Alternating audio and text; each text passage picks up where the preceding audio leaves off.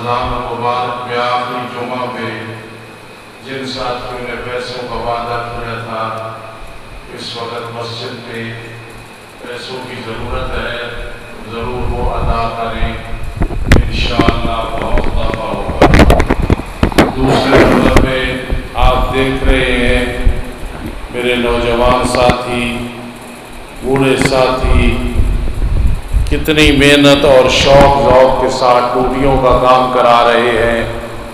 اللہ پاک ان کی دنیا و آخرت خوبصورت بنائے اور آپ کی اور میری بھی آخرت دنیا خوبصورت بنائے۔ ہماری سوچ سے اچھا کام ہو رہا ہے۔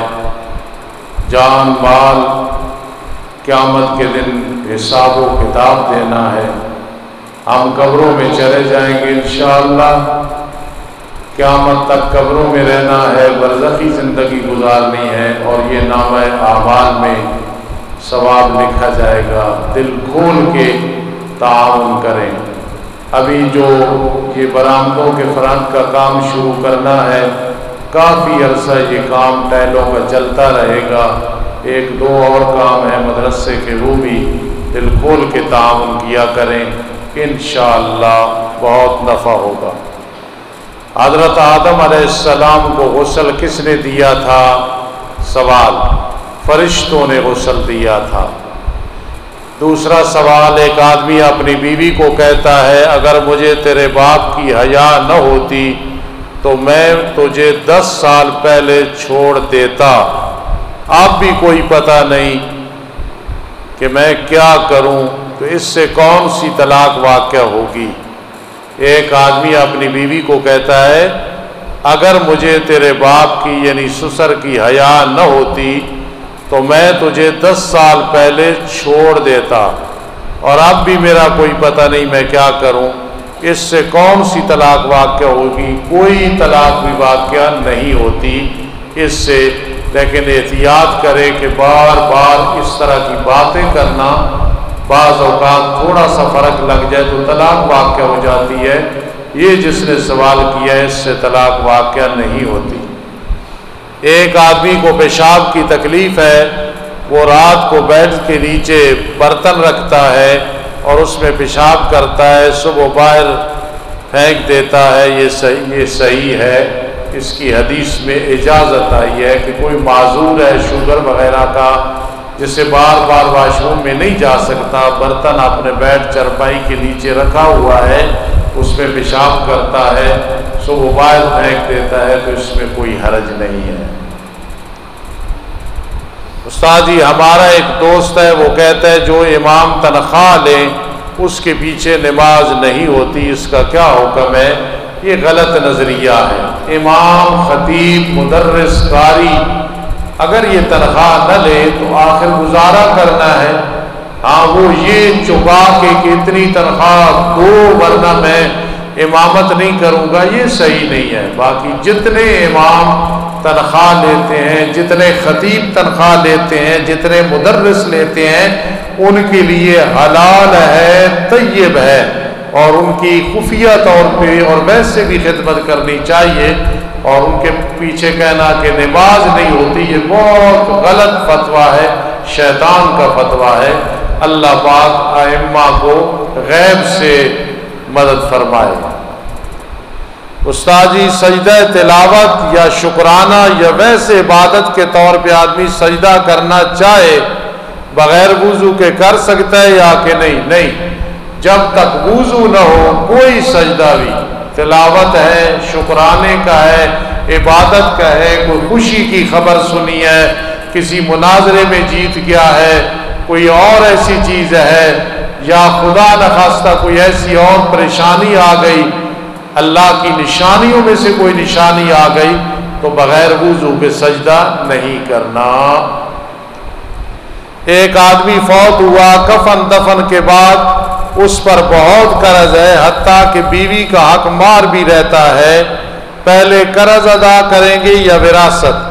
پہلے قرض ادا کریں گے۔ جو بیوی کا حق مار رہتا ہے وہ اور جتنے قرض ہیں وہ ادا کر کے، اگر کوئی وصیت کی ہے فلاں مدرسے، فلاں ادارے میں، فلاں بیوہ کو دے دینا، یہ دے کے پھر وراثت تقسیم ہوگی۔ یہ بہت بڑی غلطی ہے، کوئی فوت ہو تو سب سے پہلے یہ وراثت کیسے ہوگی، فلاں کو اتنی زمین آئے گی، پہلے اس کا قرض کا سوچو اور تسلی کرو، پوچھو اگر اس کے قرض ذمے ہے تو جنازہ اٹھنے سے پہلے ذمہ داری اٹھاؤ یا ادا کرو۔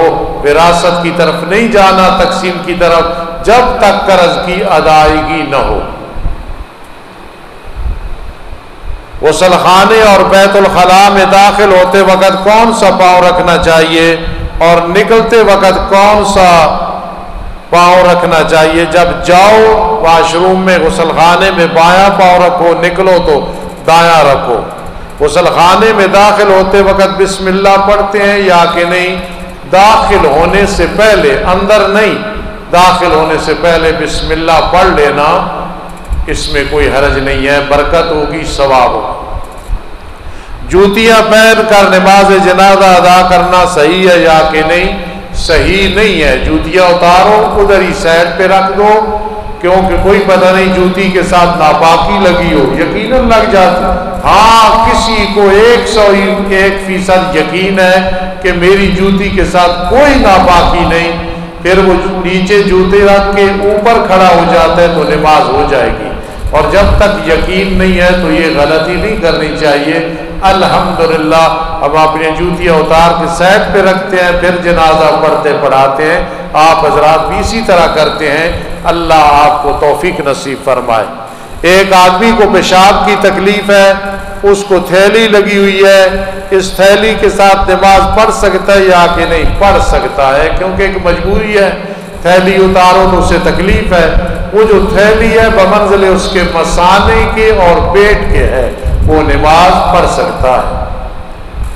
مولانا عبدالرحم صاحب بتا رہے تھے اللہ کی یہ نعمتیں ہیں، ہماری اوقات ہم اس قابل نہیں، بہت چھوٹے بہت کمزور لوگ ہیں، اللہ کا بہت بڑا احسان ہے، اللہ نے مجھے ایک اور پوتا عطا فرمایا ہے، اس کا نام عطاءالرحمان صاحب نے خود محمد حمد الرحمان رکھا ہے، جو علماء نے، عوام خواص نے پسند کیا ہے۔ دعا کرنا اللہ میرے اس پوتے کو اور باقی پوتوں کو اور نواسوں کو اور سب مسلمانوں کی اولاد کو اللہ نیک بنائے اور دین کا خادم بنائے۔ یہ عطاءالرحمان سب مٹھائی کھلا رہے ہیں بڑے خلوص کے ساتھ، ضرور یہ وصول کرنا، شکریہ آپ حضرات کا انشاءاللہ۔ آج سے ہماری مری کے اندر نوجوانان توحید و سنت کی ورکشاپ شروع ہے، جس میں تربیت کی جاتی ہے۔ شاہ صاحب، استاد مولانا صاحب وغیرہ اور عطاءالرحمان صاحب بھی انشاءاللہ جا رہے ہیں، میری نمائندگی اور اپنی جو ہے چونکہ نائب امیر ہیں ضلع کے، اس کے لیے جا رہے ہیں۔ دعا کرنا اللہ پاک قبول فرمائے، خیر و برکت کا نزول فرمائے۔ ان دنوں چند دنوں کتابیوں کے سبق بند ہیں، اتوار کو ایک پیپر ہونا ہے 6 کتابوں کا یا 4 کتابوں کا، اس کے لیے بھی دعا کرنا، اللہ رب العزت آسانی فرمائے، کامیاب فرمائے۔ تقسیم ہو گئی۔ الحمدللہ رب العالمین والعاقبۃ للمتقین والصلاۃ والسلام علی رسول محمد وآلہ واصحابہ اجمعین۔ اے رب کائنات، میرے پوتے محمد حمد الرحمان کو حافظ قاری بنا، اس کی ہر لحاظ سے حفاظت فرما، دراز زندگی عطا فرما، اور بھی جتنے بچیاں لوگوں کو گھرے میں ہوئی ہیں اللہ ان کی زندگیاں دراز فرما، صحت عطا فرما، سب کو والدین کی آنکھوں کی ٹھنڈک بنا۔ جو میرے عزیز جہاں بیٹھے ہیں، گھروں میں ہیں، بیٹیاں بیٹے جن کی اولاد نہیں، اللہ بڑی چاہت ہے، تمنا ہے، آرزو ہے، ہم زندگی میں ان کی اولاد بھی دیکھ لیں۔ اے اللہ جن کی اولاد نہیں، اولاد عطا فرما۔ اے اللہ ہمارے سارے گناہ معاف فرما، نیکیاں قبول فرما۔ جتنی امت مسلمہ فوت ہو چکی ہے اللہ سب کی مغفرت فرما۔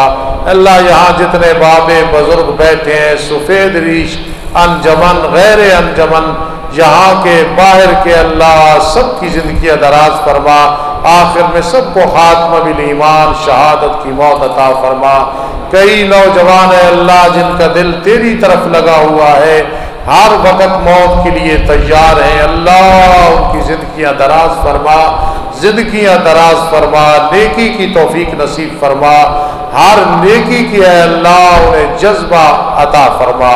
اے رب کائنات اس مسجد کے جتنے کام ہو رہے ہیں آسانیاں پیدا فرما، جتنے رہتے ہیں اللہ ان میں بھی آسانیاں پیدا فرما۔ اے اللہ ہر جمعے کو کہتا ہوں ہماری دنیا ہم سے دور ہو رہی، آخرت قریب ہو رہی، ہر گھنٹے کے بعد ہر منٹ کے بعد ہم قبر کے قریب ہو رہے ہیں۔ اللہ ہمارے پاس کوشا نہیں، زاد راہ نہیں ہے، اللہ رزق حلال کثیر مبارک عطا فرما، زندگی صحت والی لمبی عطا فرما۔ اللہم زدنا ولا تنقصنا، اللہم زدنا ولا تنقصنا، اللہم زدنا ولا تنقصنا۔ اللہ اس ادارے کو قیامت کی صبح تک رواں دواں فرما، جاری و ساری فرما، جتنے اہل سنت والجماعت کے ادارے ہیں سب کو کامیاب فرما۔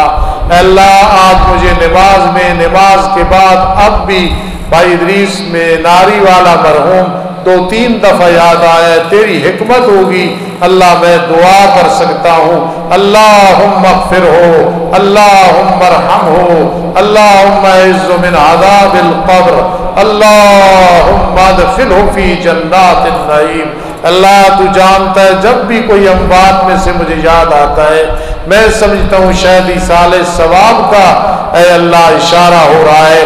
میں سب کے لیے دعا کرتا ہوں اللہ جتنے قدیم جدید فوت ہو گئے، نیک گناہگار شہری دیہاتی مکی مدنی سندھی ہندی، اللہ سب کی مغفرت فرما دے۔